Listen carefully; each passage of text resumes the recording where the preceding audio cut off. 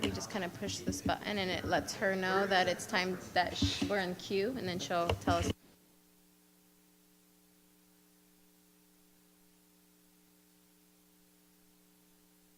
It's also where we'll.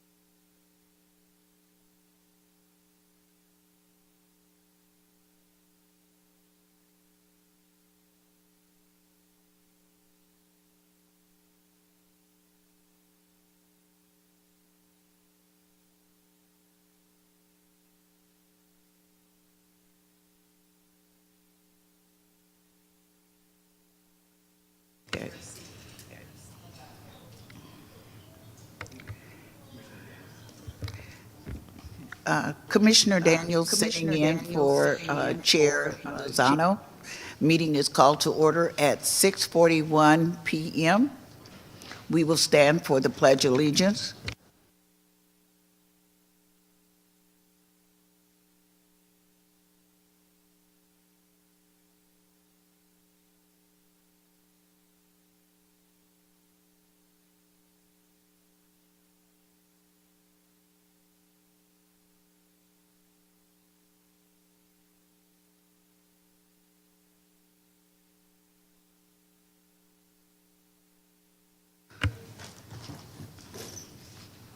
And will you do our roll call?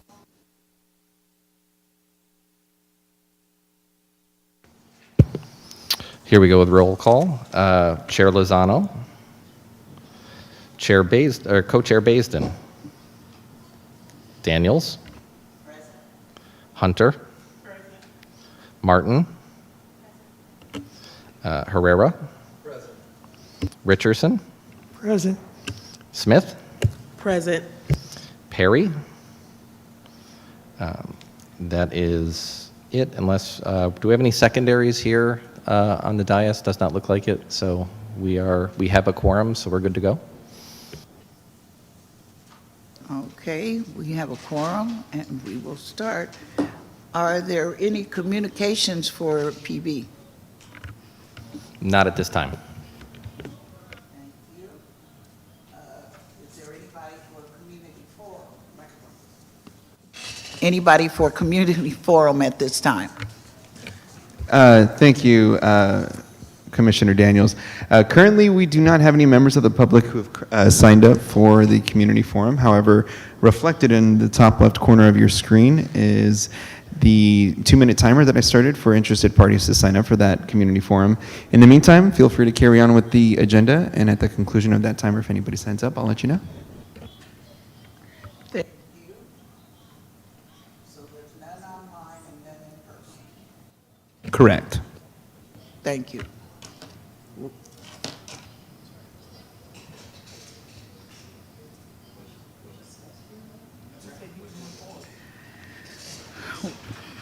will move forward with item number 6, report of the city council liaison. I do not believe we have a liaison here for this meeting right now, so let's move on. We will move forward to item number 7, consent calendar and approval of our agenda. Just a correction, we actually didn't have meetings from last, or minutes from last meeting because we didn't have a quorum, so that's a typo on my agenda. So we're just approving the agenda in this item. Thank you. Is there anything that anyone would like to add or delete from the present agenda? I'll make a motion to approve the agenda. Second, Commissioner Hunter. Thank you, Commissioner, for that motion and the second. So we have the approval of the agenda. Item number 8, discussion. We need to do a roll call vote for that item to approve everything, so Aye. it's okay.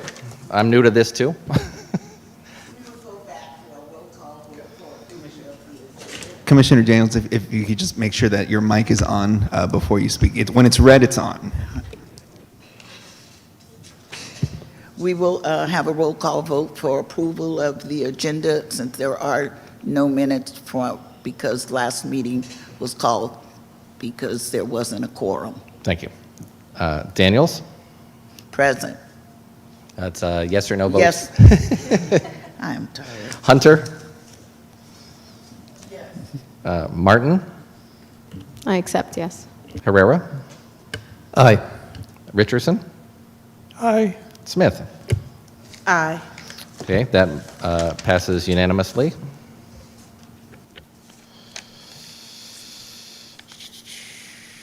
So that's, Item number A for under 8, discussion item for PB staffing and cycle update. okay, that's me. Hello, everybody. Those of you that don't remember me, I was with PB a couple of years ago shortly. I helped Floor out back in the day.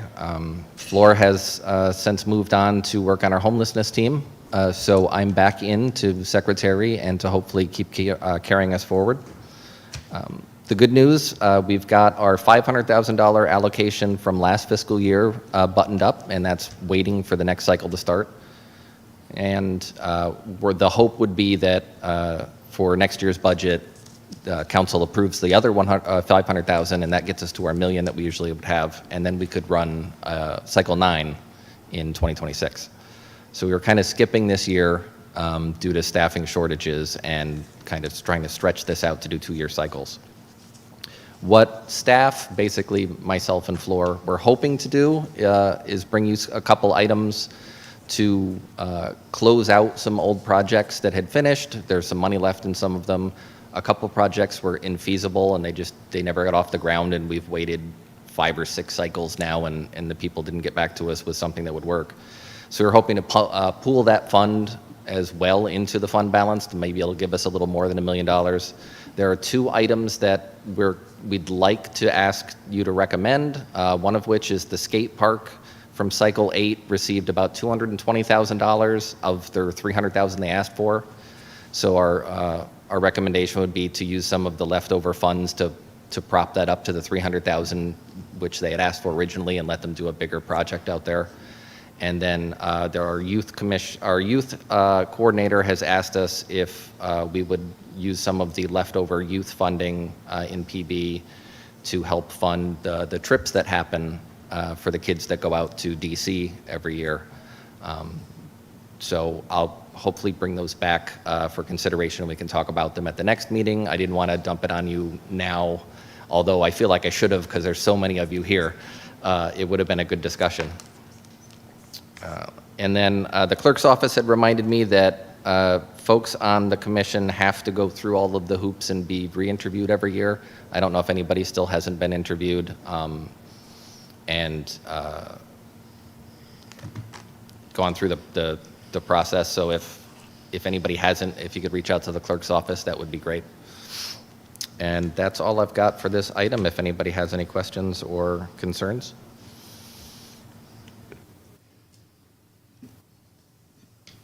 I have one question. Jason, you said that for the project updates, there were 2 projects that were listed in Cycle 8 that you wanted to bring for consideration. What are we doing about any other projects that were in the idea collection for Cycle 8? Anything that didn't receive enough votes in Cycle 8 wouldn't have gone anywhere. They would have just not been eligible. I believe everything else got funded except for the skate park. It received whatever the remainder of the funds was. And then we just kind of gave it the $219,000 or whatever the number is that was available at the time. Anything that fell below that in votes, we weren't thinking about bringing forward. I can follow up with Floor and see what the status is on those, and if the council or if the commission was interested in looking at those, we can bring them back. Yeah, because I just was asking because if people submitted ideas and they did reach the project stage, would those same people be interested in submitting those ideas again for Cycle 9? For Cycle 9, I believe that we would reach out to anybody that was in Cycle 8 that didn't make it. That's usually what we do every year, was go back to the previous cycle and kind of give everyone a reminder that it's time to try again. So that would be definitely something we'd be doing when Cycle 9 kicks off. Thank you. Anyone else have any questions for Jason? Yes, I do. Okay. Thank you so much for that update, and a pleasure to meet you. I don't think I've met you before, so good to meet you. Yeah, I'm curious about pulling funds together. That's been a question I've had. I think I'd need to see like a list of all the current active projects, which ones are closed out, which ones have additional funds that kind of need to be reallocated. And then I know we have that separation between what can be like project funds and then like land? What is that, like the difference between 80% and 20%? Capital projects are Yeah. separate. Yeah, so like the difference. So I wonder if there's any extra, could it be, like, is it, what category is that in? And can we reabsorb that into, does it have to stay in that specific category? Like, is it restricted into that? So I'm curious what that looks like. And I'm curious what the pooled funds together looks like across the board. Like, how much money would that look like? So yeah, I don't know where we can get that updated report and like see maybe a ledger of all of our programs that we're working on, so we can really get an idea on what's next as we move into 2026. Noted. We will bring back something, a list of all the projects that we've got, funding amounts that we're going to ask to pool together. We're putting together a package in the hopes that we'll come back next time. But we'll make sure to review and see if the capital project versus program difference matters in this sense. But yeah.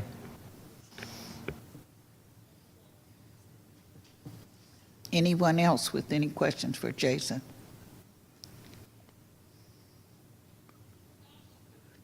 Okay, then we'll move right on to I'm sorry, item. I got one more question, sorry. Okay. I'm sorry, I just remembered it. So I know that we moved to, and I wasn't here last month, so I'm not sure if we approved the rule book change to change it to every 2 years. So I'm wondering, so 2026 is that 2-year mark? Okay, Yes, we did approve that. Not last month. Last month we didn't have a quorum, but it was approved previously. okay, great. And so we got that approved, we're moving to the 2-year for sure, and that starts in 2026 then? That's what it sounds like? Because it feels like we haven't. That's the plan, as it starts Okay. in next calendar year. Okay, so every 2 years, starting next calendar year. And we haven't done, since cycle 7, that was in 2024, 2023? Or, do we know when the last cycle was? Cycle 8 was. Oh, cycle 8. I think it was 2 years ago now. I mean, in theory, if we were jumping through the hoops correctly, we would probably be doing a cycle right now. We just didn't have the staffing on our end in the Okay. city manager's office, so our hope was get everything tied up and then go into it kind of full bore next year. Okay, because so it's been more than 2 years since the last time. Okay, I just needed to clarify. I need to clarify that. Okay, so 2026. Yeah, and I think that's it. If I have any other questions, I think we'll just be on the lookout for that ledger. And that's it for me. Thanks. Thank you. Item 8, number B, Brown Act training. I'm hoping, hi, good evening. Manny, I hope you can load the slides. Great. So it's nice to be here with you tonight. This is, I don't know why I hate this training, because I actually love the Brown Act questions that come up and all the issues that come up. So this is a Brown Act meeting that we're having right now. And you are members of a legislative body, and I just wanted to start out. So when you hear these terms and I start talking about them, you are subject to the Brown Act. So that's why I'm giving you the training. You probably already know that. So let's see if I can work this screen. There we go. So the Brown Act is named after an assemblyman who introduced the legislation, the Ralph M. Brown. And it was originally to combat the perceived secret meetings that government officials were having behind closed doors, and to make government be more transparent and allow the members of the public to participate and see how decisions of their government representatives were, how those decisions were made, and to participate in the decision making. As you can see here, all meetings of the legislative body of a local agency shall be open and public, and all persons shall be permitted to attend any meeting of the legislative body of a local agency, except as otherwise provided in this chapter. So that's kind of important, the way this is phrased, because everywhere you guys, a quorum of this body goes, you are a meeting. whether you're in this room or you're standing out in the street, or you're in another jurisdiction. So you are a meeting unless an exception applies. So that's how the Act operates. Next slide. Topics: to whom does the Act apply? Legislative bodies or sub-bodies like a commission or board. What is a meeting? What rules apply? Agenda requirements, remedies for violation. I don't think, well, that's kind of important, but hoping that doesn't come up in your line, in your tenure here. So who is subject to the Brown Act? So a legislative body, so that would be in the city council. It could also be the city council sitting, well, they have other members of their board, but the Vallejo Flood and Wastewater District. It could be the Board of Supervisors is a local agency. That's a county legislative body. All of the boards and commissions here in the city are legislative bodies. A standing committee. A standing committee would be any committee that meets regularly for a particular reason. They don't have to meet once a month or quarterly. They can meet once a year. As long as they meet for a specific reason regularly, they are a legislative body. So an ad hoc committee or a temporary advisory committee of less than a quorum of the legislative body is not a legislative body. So if you ever form an ad hoc committee, or the 2 or 3 of you, because you're a 7-member board, is that right? Or are you larger than that? 9.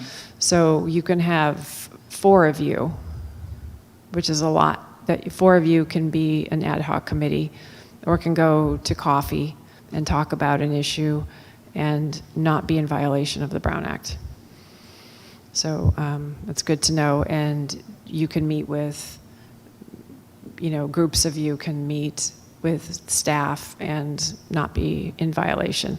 What you have to be worried about is when we get to, I'll get to it, sorry. Okay, so meeting again is a majority of the members at the same time and place to hear, discuss, deliberate, or take action on any matter within the subject matter jurisdiction of their body. So if you're the city council, it's much easier to violate the act because anything within the city is within their jurisdiction. You too have a very broad subject matter jurisdiction because you hear and advise on projects that are within the city, all over the city, so you hear and advise on all kinds of projects. But what's interesting, like if you were just to go hear about a project or a potential project, and you were to sit in the audience and to listen to someone talking about a potential project, all of you, 5 of you or more, you'd be in violation of the Brown Act unless it was a noticed meeting.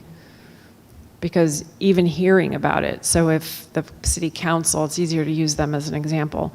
If let's say 4 of them went off to Mare Island to go listen to a presentation, that would be a meeting.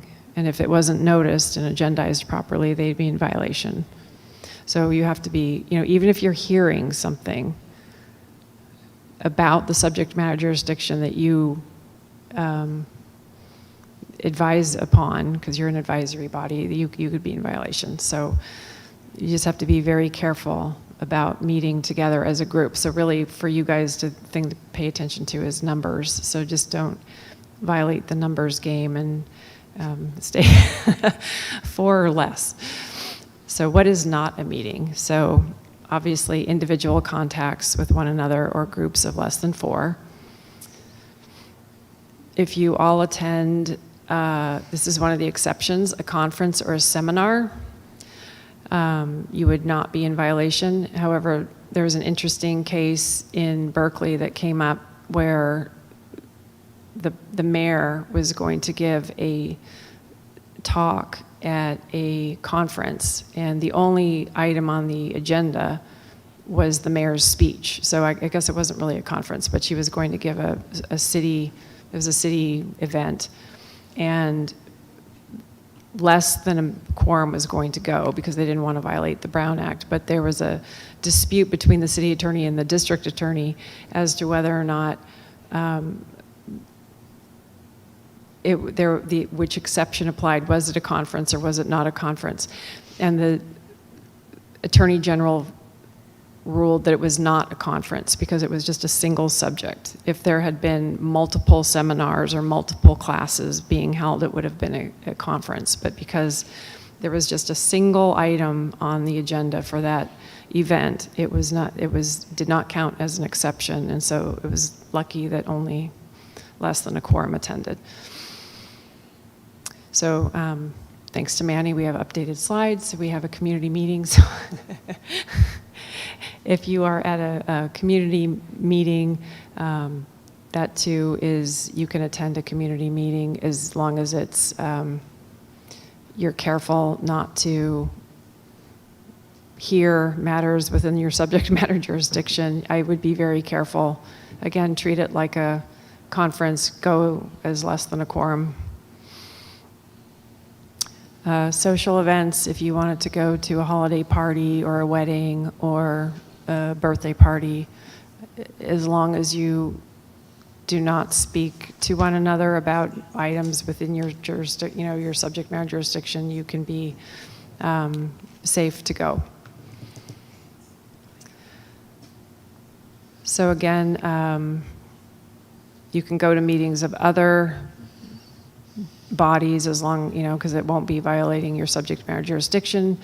You can have ad hoc committee meetings and observation only of standing committee meetings, which is just like a repeat of the first bullet point there. So illegal meetings. So collective briefings, which is just a quorum of you having like a secret meeting. Well, it's not secret, an unagendized, unnoticed meeting where you're just meeting together to briefly talk about something or to discuss issues. If you have a retreat or a workshop that's not agendized or noticed, if you have a serial meeting. So a serial meeting is one where you use,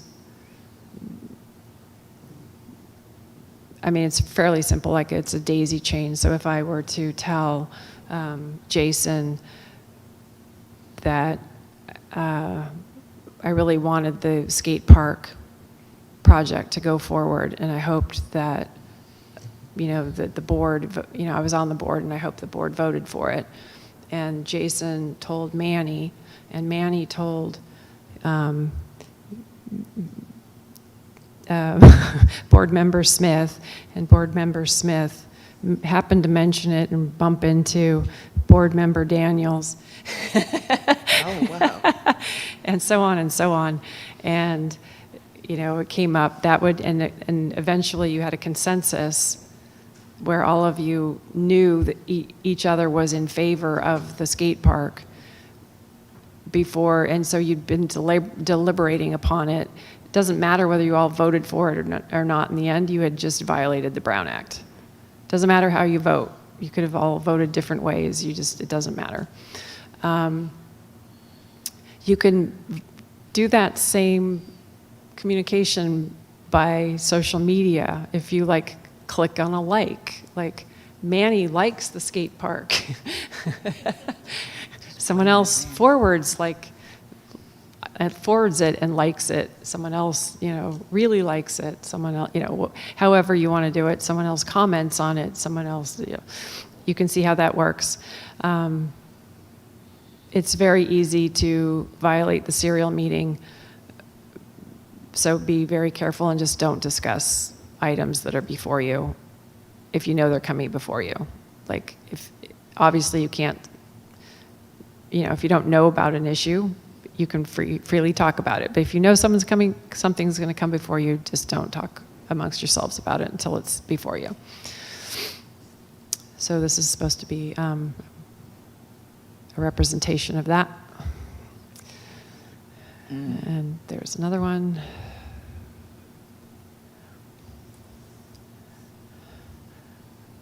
You can imagine, it's just, you know how that works. You've spread rumors very easily. So social media, it's illegal for a majority of the members of a legislative body to use social media to discuss among themselves business of a specific nature that is within their subject matter jurisdiction. This includes communications made, posted, or shared, including comments or use of digital icons or emojis that express reactions to communications made by other members of the legislative body. So just don't, you can enjoy social media all you want, just don't talk about issues that come before you on the board.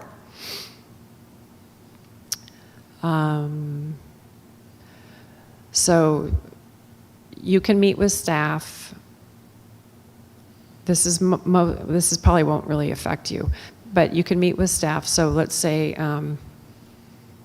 for example, you wanted to be briefed on a particular project and you wanted to meet with Flo and Jason. So you can do that, but you can't talk with him back and forth and back and forth and back and forth and give Jason all of your views.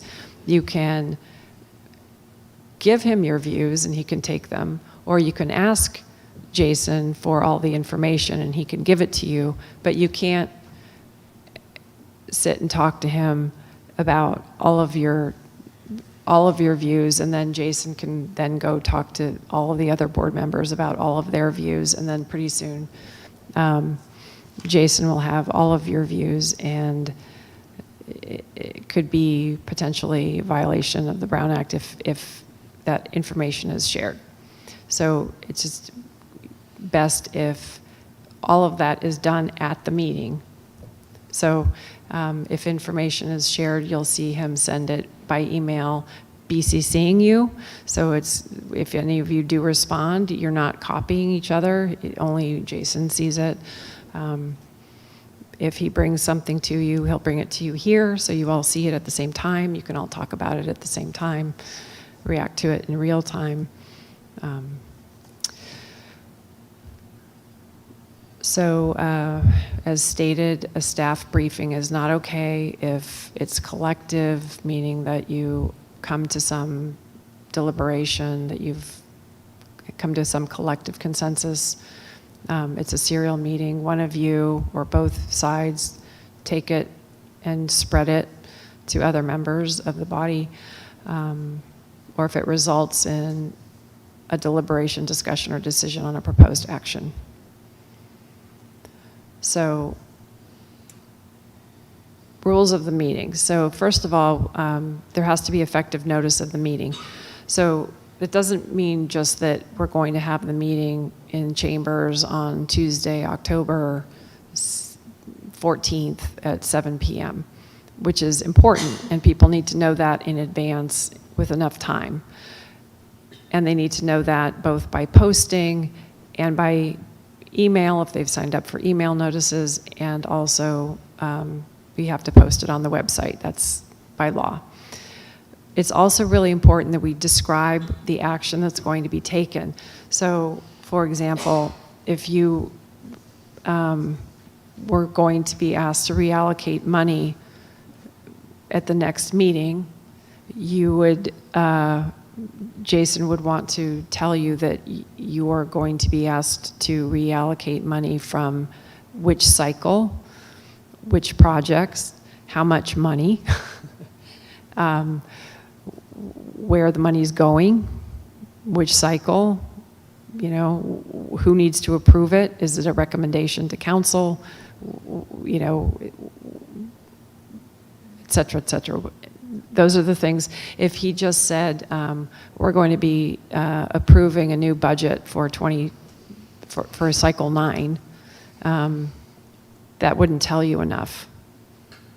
I've seen some really poor agendas where the item title does not tell you. You get in and say like approve approve a contract with EFG Engineering for $50,000. And you have no idea what it's for, who it's with, how many contracts they've had before, why they need the contract. You don't know. So it's important that you describe all the necessary information on the agenda item so people know to arrive. Sometimes there have been lots of cases where there are lots of cases of violations of the Brown Act where people, mostly projects that people oppose. So there might be a Walmart that comes in that people didn't want to have come in, and they didn't notice it properly because they didn't also tell the public that there was a voting, not only the Walmart, there was a contract with a developer, but there was also a voting aspect, so they had to do a ballot. They were approving a ballot measure. So they approved hiring the consultant, but they forgot to mention the ballot measure or something, and so the court will review that and say, no, you violated the Brown Act because you didn't describe the matter clearly in the title, and the defense will be, well, it was in the staff report. So if you had read the staff report and it was 700 pages, you would have seen that was described in the staff report, and they would say, no, it needs to be in the title. So those are where the violations tend to fall. So the two major types of meetings are regular and special. There's also an emergency meeting, but I don't think that will come before you. But a regular meeting is one that is scheduled in the municipal code. So you have to meet, I believe, quarterly so many times.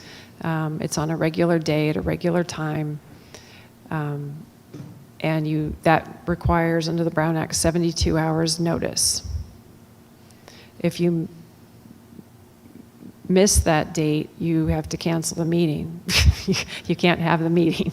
So you have to post 72 hours before. A special meeting is 24 hours notice, and it doesn't need to be held on that same regular day. It can be held on any day. And the only distinction is that you can't allow people to have a community forum. They're restricted to speaking only on items that are on the agenda for the special meeting.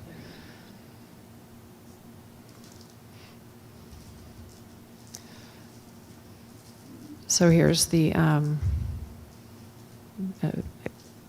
example. Teleconferencing is going to come up. I didn't want to get into that tonight, but there's another amendment to the Brown Act that goes into effect in July of 2026, which is going to make teleconferencing more, it's going to expand the ability to teleconference, but the current rules are that if you are away let's say you're on vacation in Hawaii, because this comes up a lot, and you want to participate in your regular meeting, you have to post your agenda that you're going to be teleconferencing from Hawaii in a public location in the lobby of the Halakawani or whatever, and you're going to have to post it there 72 hours in advance in the in the lobby of that hotel, and then you're going to have your little laptop and sit there in the lobby or business, office of that. As long as it's publicly accessible and ADA accessible, you can have your meeting and Zoom from there. Anyway, let's see. So the special meeting called by a presiding officer, a majority of the group, agenda must be posted 24 hours in advance. Discussion limited to agenda items. Written notice must be given to members in the press. So during the meeting, this has happened to me only once, you're not allowed to discuss items that are not on the agenda. So a lot of times people want to talk about things that aren't on the agenda. And unfortunately, you just can't. So You have to hold it, you have to ask that it be put on a future agenda item, and that's just the way the cookie crumbles. So unfortunately, you just can't do that.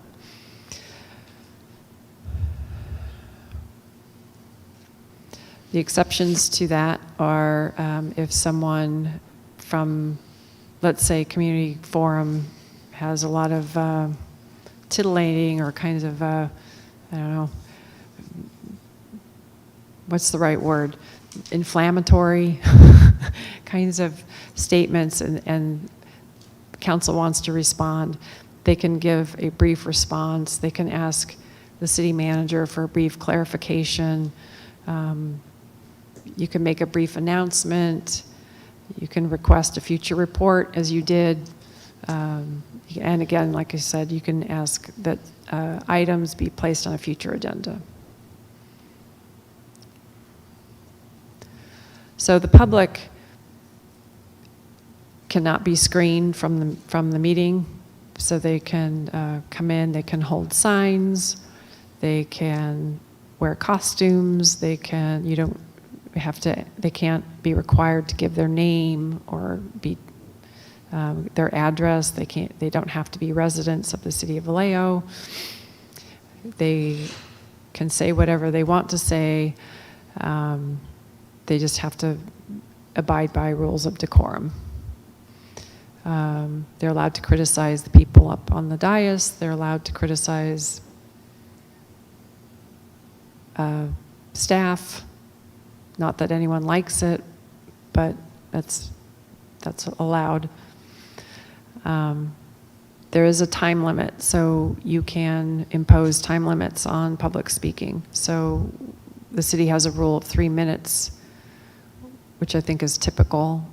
Some agencies have 5. Sometimes you can set it at 2 or 1 minute or 1.5 minutes if there's a lot of people that need to speak. And that's just to allow the most people the most access. And you can also allow them to record, and you can allow them to film. So you can't stop them from doing that.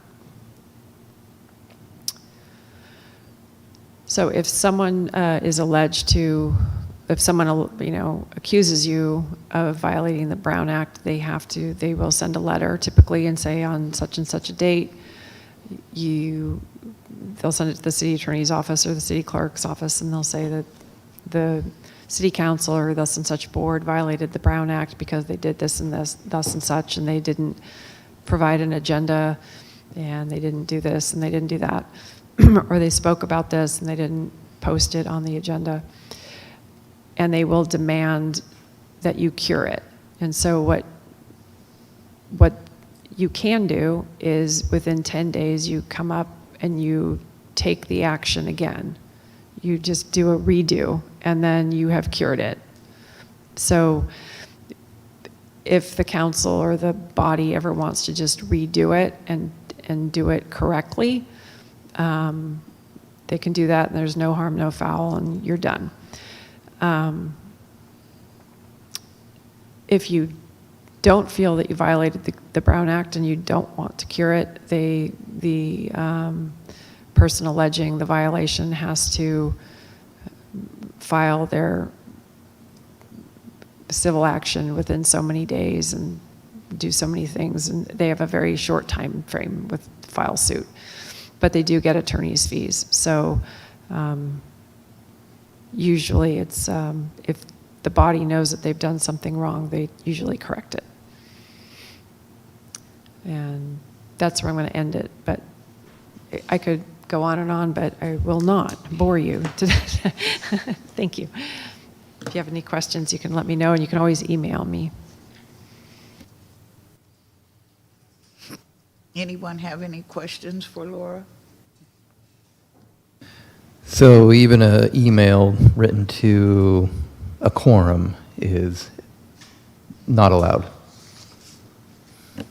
Can you repeat? Oh, so to violate the Brown Act, if I had an email and I sent it to the individual email accounts, Correct. one by one, not in the BCC, not in the CC, but one by one, I sent the same email to 4 other members of this Yeah, commission. that would violate the Brown Act. Ah. Yeah.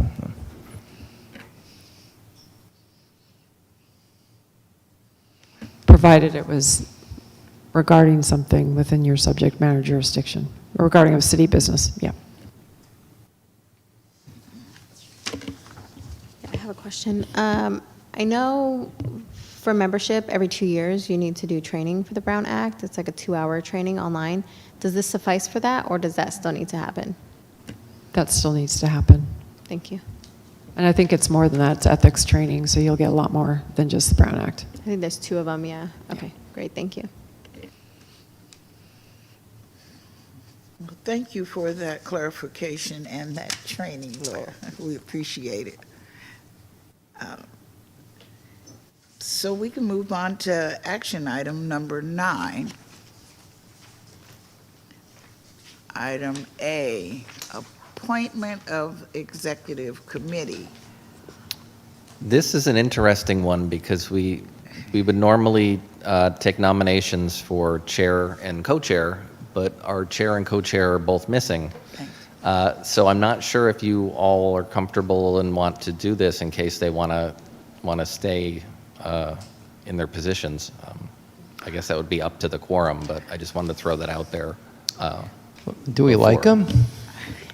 I'll just voice my opinion. I really think, I believe they should be here if we're going to do that. And since the chair and the co-chair is not here, I suggest that we move it to our next meeting. Does anyone else have an opinion on that? Madam Chair, Yes. I did text Chair Lozano, and she sends her apologies to the committee for not letting us know in advance. She's been ill, and so she has a fever, so she's been in and out of sleep all day. So she's asked to be excused. Thank you.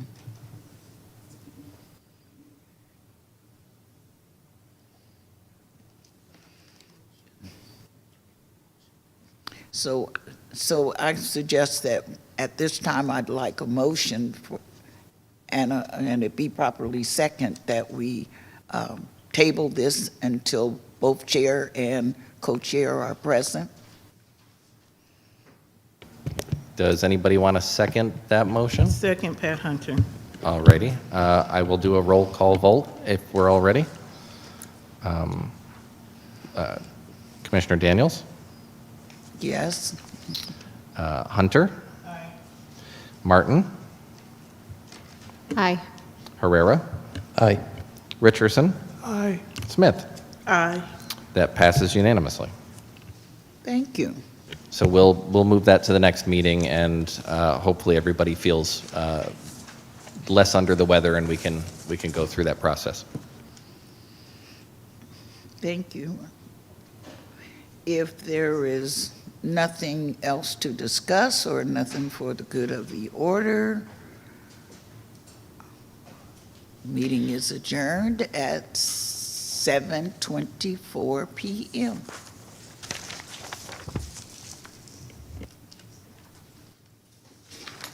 Thank you, you did great. Thank you. Thank you, everybody.